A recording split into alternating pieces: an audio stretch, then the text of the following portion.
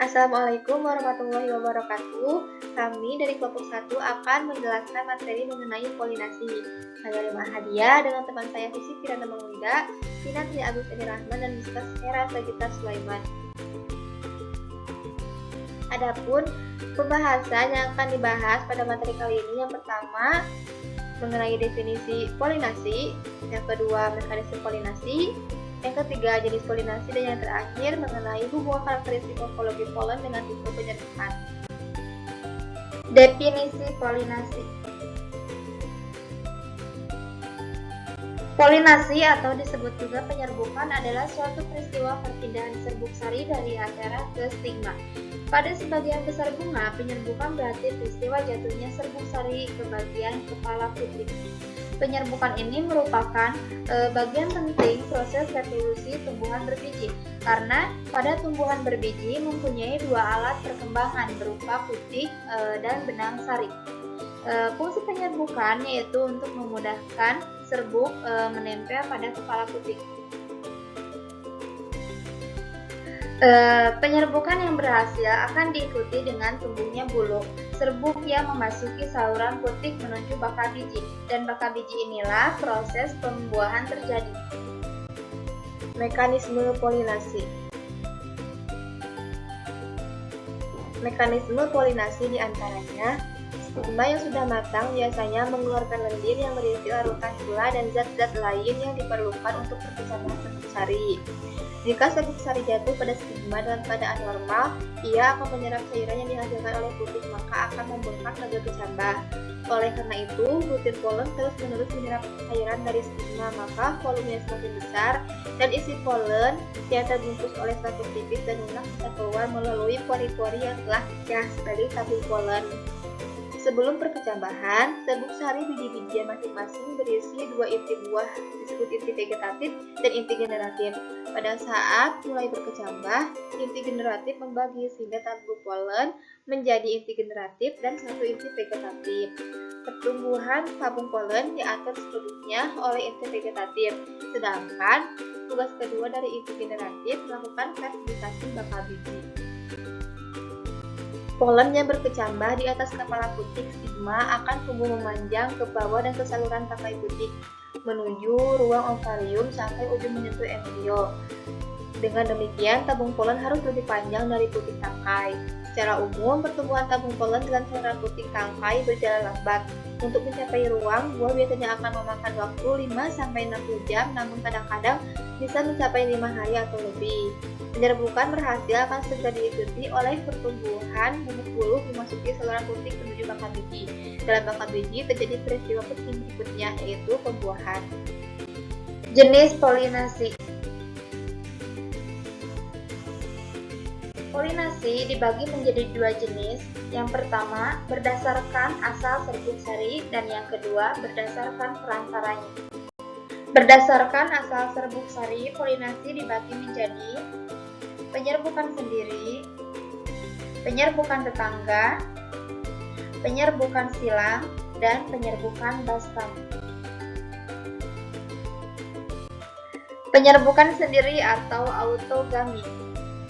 Penyerbukan sendiri adalah proses penyerbukan berpindahnya serbuk sari dari kepala sari ke kepala putik yang secara khusus terjadi pada bunga yang sama. Biasanya termasuk jenis bunga sempurna yang memiliki kelamin jantan dan betina dalam satu bunga saja. Contohnya pada tumbuhan mangga, jambu, bunga duri, bunga sepatu, rambutan, bunga telang, dan lain-lain. Penyerbukan tetangga atau heterogami.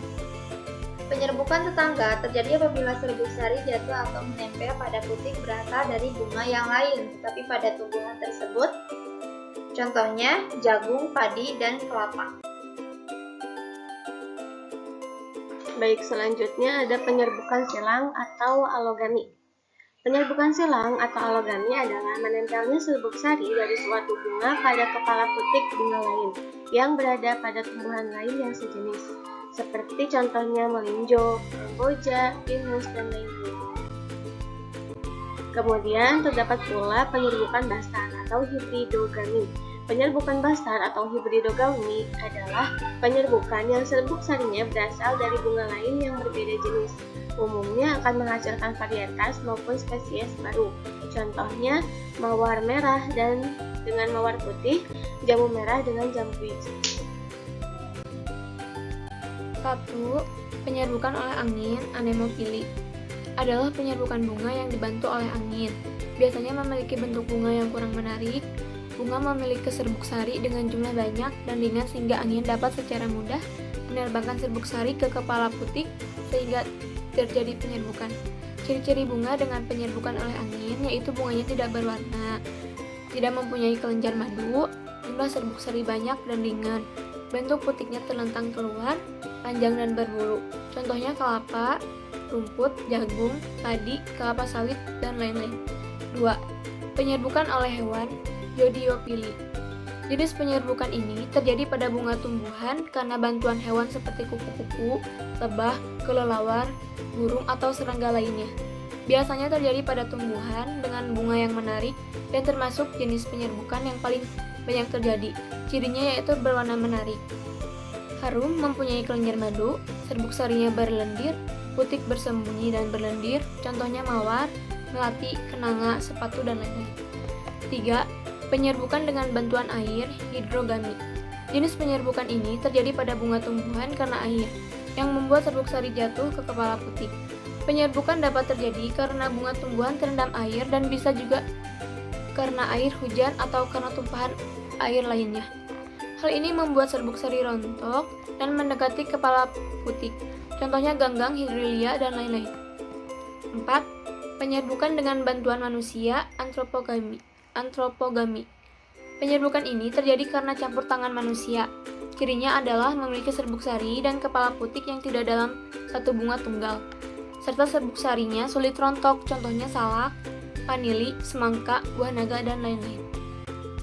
Pembahasan selanjutnya yaitu hubungan karakteristik morfologi polen dengan tipe penyerbukan. Serbuk sari atau polen merupakan komponen seksual jantan pada tumbuh-tumbuhan. Serbuk sari mempunyai kandungan protein yang tinggi. Bentuk morfologi serbuk sari biasanya simetri, isopolar, oblate spheroidal, sampai flores spheroidal, atau prolet sampai suboplate. Di sini kami mengambil contoh pada bunga kamboja. Karakteristik morfologi polen, bunga kamboja memiliki polen yang sangat rendah. Posisi benang sari dan putik yang terletak di bagian dasar tabung menyulitkan terjadinya proses penyerbukan atau polinasi, baik secara sendiri autogami maupun penyerbukan dengan perantara. Menurut beberapa peneliti, penyerbukan bunga kamboja bisa dilakukan oleh perantara hewan atau zooxanthellae dan manusia antropogami. Tetapi jika penyerbukan bunga kamboja ini dilakukan oleh manusia, maka bisa lebih cepat.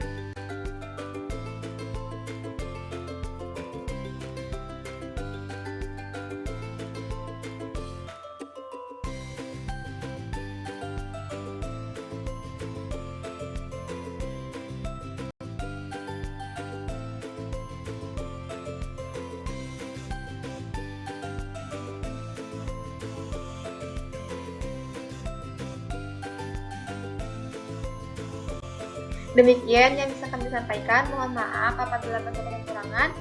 Terima kasih. Wassalamualaikum warahmatullahi wabarakatuh.